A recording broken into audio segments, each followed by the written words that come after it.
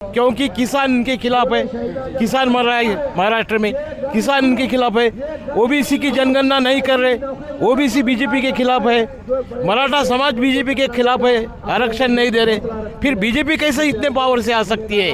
जब कभी भी ये लोग इनका फायदा करते हैं तो लोगों को जलाते हैं, मारते हैं, तोड़ते हैं, खून खराबा करते हैं। और महाराष्ट्र मुंबई की विशेषता आर्थिक राजधानी है, तो यहाँ की सत्ता हाथ में रखने के लिए डायरेक्ट इन्होंने ईवीएम के अंदर धांधली करके हमारे वोटों की लूट की है। और इस धांधली को छुपाने के लिए ये संभल का प्रकरण किया गया है। ये धांधली, ये ईवीएम की धांधली लोगों के चर्चा में न आए, इसलिए संभल का मुद्दा उठाया गया है। को विकास का क्या परिणाम क्या है? विकास का क्या परिणाम है? क्या बनाए? महाराष्ट्र में जितने भी उद्योग आने वाले थे वो तो गुजरात चले गए। स्वागत है आपका द साउथ टाइम से। मैं हूं जैद अहमद। अभी हम लोग नांदेड़ के कलेक्टर ऑफिस से मौजूद है। यहाँ पर आप देख सकते हैं जैसा पोस्टर में ईवीएम बैन करो, यहाँ पर कुछ लोग यहाँ पर प्रोटेस्ट कर रहे हैं। तो आइए इनसे बात करते हैं क्यों इनकी ज़रूरत महसूस हो रही है ईवीएम बैन करना। सर क्या नाम है आपका? मेरा नाम रामचंद्र भरांडे है। मैं लोक स्वराज्य आंदोलन एक संगठन चलाता हूँ पूरे महाराष्ट्र में।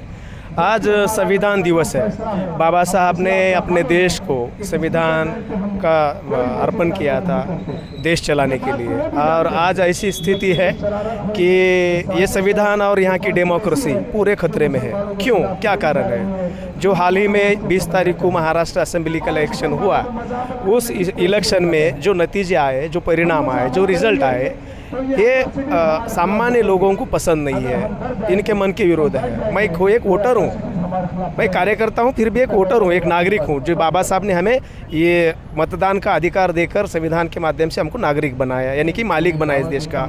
अगर मैं अपने पसंद के उम्मीदवार को मतदान करता हूँ, वोट देता हूँ, तो मेरा वोट मेरे पसंदीदा उम्मीदवार को जाना चाहिए, मेरी इच्छा है, मेरा अधिकार है। लेकिन ऐसा नहीं हुआ है। क्या हुआ है? ईवीएम मशीन के माध्यम से बड़े पैमाने पर हमारे वोटों की चोरी हो गई है। ये हमारी मांग कहीं ना आगे।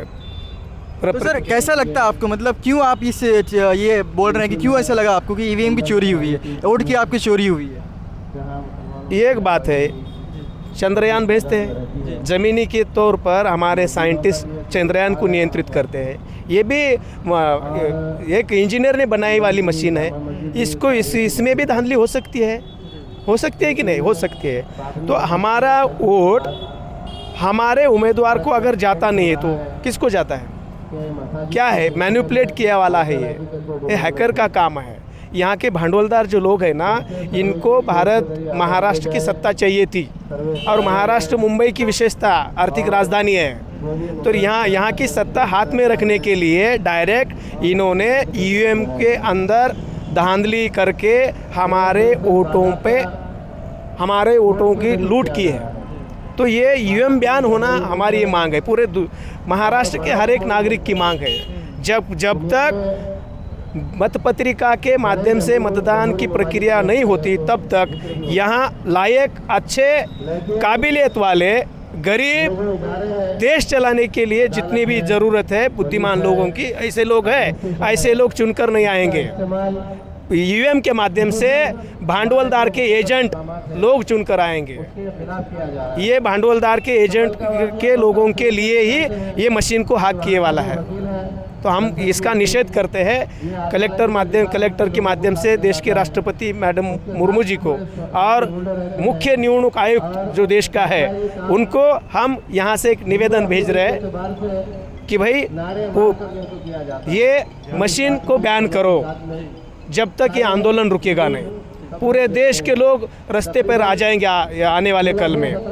हर कोई, किसी भी पार्टी का रहने दो, कांग्रेस रहने दो, राष्ट्रवादी रहने दो, सामाजिक संगठन के लोग रहने दो, पूरे लोग अभी रास्ते पर आने का सोच रहे हैं, उनके मन में चल रही है। हमारा पहला प्रयास है कि हम खाली एक प्रतिनिधि स्वरूप में इसका निषेध कर रहे हैं। आगे आपकी क्या रहेंगे, आगे आप किस तरह से इसका प्रोटेस्ट को लोगों बढ़ाएंगे? में जाएंगे, लोगों को जगाएंगे, अपने वोटों की चोरी हुई है, चोर कौन है उसको आगे आना जरूरी है। तो क्या लगता है आपको, जो महाराष्ट्र में बीजेपी की जो इतनी सीट्स आए तो इतने नहीं आ सकते थे? बिल्कुल नहीं आ सकते थे। विकास का क्या परिणाम, क्या है विकास का, क्या परिणाम है, क्या बनाए?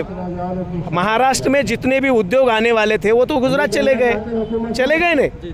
हम लोग बम मार रहे ना, चिल्ला रहे लोग, बच्चों को बेरोजगार को काम नहीं है। कहाँ का विकास हुआ है? विकास नहीं हुआ है। अगर ये विकास नहीं हुआ है इसलिए इन्होंने लाडली बहना का प्लान बनाया। ये लाडली बहना निशाना है, मशीन टारगेट है।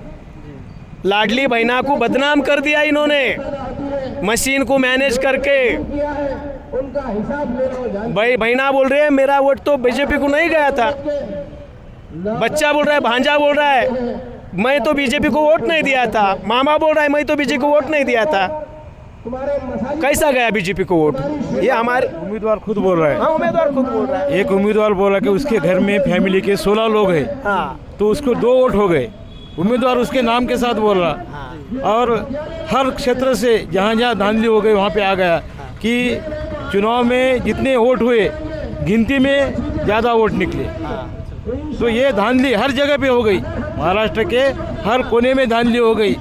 और इस धांधली को छुपाने के लिए ये संभल का प्रकरण किया गया है।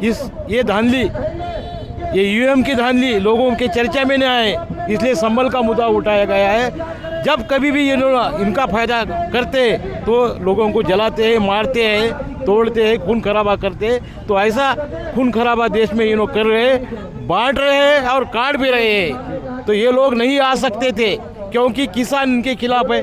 किसान मर रहा है महाराष्ट्र में, किसान इनके खिलाफ है। ओबीसी की जनगणना नहीं कर रहे, ओबीसी बीजेपी के खिलाफ है। मराठा समाज बीजेपी के खिलाफ है, आरक्षण नहीं दे रहे। फिर बीजेपी कैसे इतने पावर से आ सकती है? ये सब धांधली कराकर इन्होंने स्कैम किया है। अदानी अंबानी के मशीन से, उनके कारखाने से ये यूएम मशीन बनते हैं, इसलिए उन्होंने घर में बैठकर ये हैकिंग कर रहे हैं। ये धांधली करके चुनाव में आए हैं। फिर से चुनाव होना चाहिए। ये चुनाव ईवीएम के चुनाव है, महाराष्ट्र में फिर से चुनाव होना चाहिए। ये हमारी मांग है जी, बैलेट पेपर से नहीं होना चाहिए।